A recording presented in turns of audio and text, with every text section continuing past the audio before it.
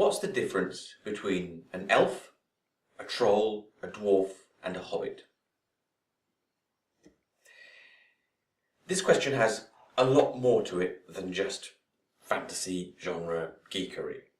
On the face of it, there's a clear odd one out in this set of creatures, and that is because, as you're probably aware, The Hobbit was a creation of J.R.R. Tolkien.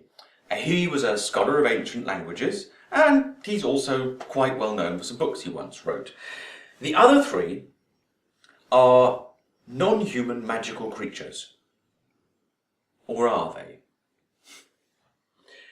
This question is quintessentially cultural. It reveals how cultures change and evolve.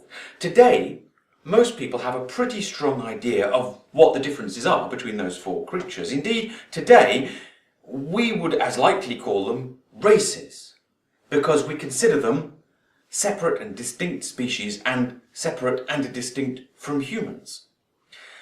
We consider them having their own culture, their own habits, their preferred habitats. However, this is a recent development. Tolkien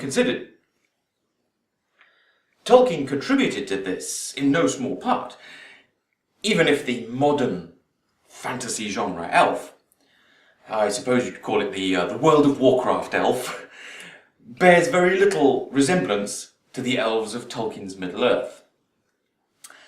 Elf is, in fact, a truly ancient word. It seems little changed since the earliest records. It arrived in English directly from its Germanic roots. Until Spenser's Fairy Queen, elf was a word like imp or sprite. It was describing any non-human agency that was invoked to explain the unexplainable.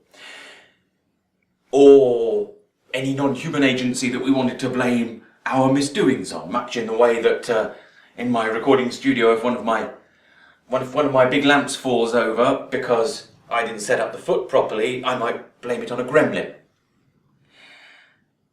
But from Spenser onwards, things start to change. For Spenser, the word fairy is a general term derived from fate, and it evokes for him and for his readers magical lands, glamorous creatures. But he is the first to start thinking of elves as noblemen and noblewomen, a platform on which Tolkien consciously and explicitly built. Once Tolkien had formally established that elves were a race apart, with a capital letter, and with their own culture and civilization, with their own history and their own mythology, there was really no turning back.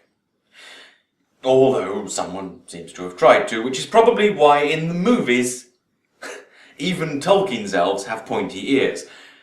It's a characteristic traditionally associated with demons and imps and sprites and other malign influences.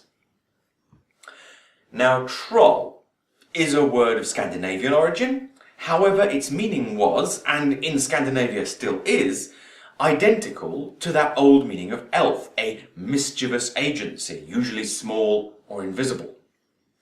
However, various writers from the Middle Ages onwards have used and reused trolls, and almost certainly because of that leading fricative and the O, they've preferred to cast the troll as the villain. Tolkien's trolls are direct inheritors of this tradition. And it's Tolkien's creation of the elf race that's introduced the idea that trolls could also be a race, with a language, with a culture, and critically, with certain fixed characteristics. In other words, features that make them identifiable to other trolls. Most commonly, in modern work, there is a strong association between trolls and rock. In the Discworld, for instance, they are literally made out of living rock. In The Hobbit, sunlight turns them back into rocks. In the movie Willow, trolls can turn people to stone. Dwarves are actually something else.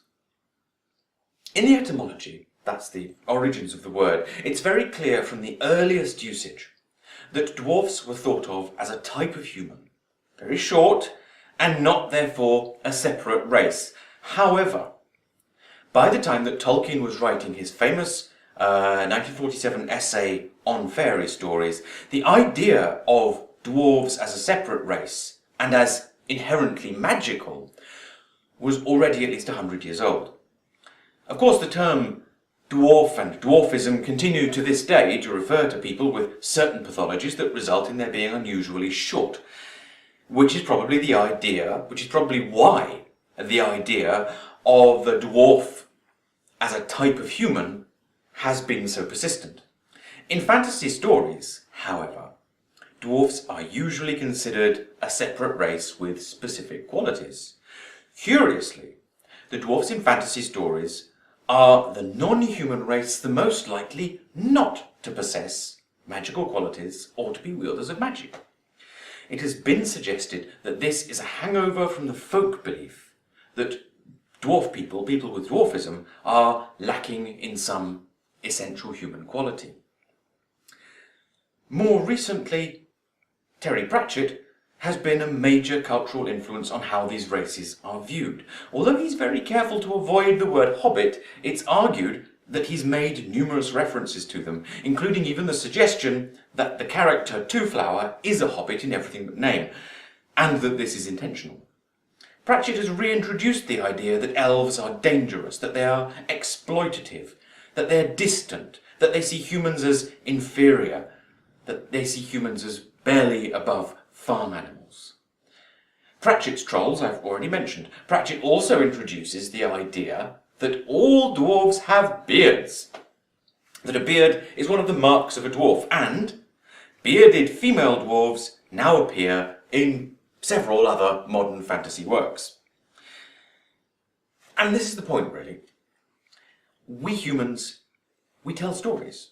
We rework old stories and we turn them into new ones. So the creatures and the characters, the magic and the worlds from our old stories transform constantly into new ones. I expect that a couple of 100 years from now, the elves, the trolls, the dwarfs and the hobbits of our stories will still be recognisable.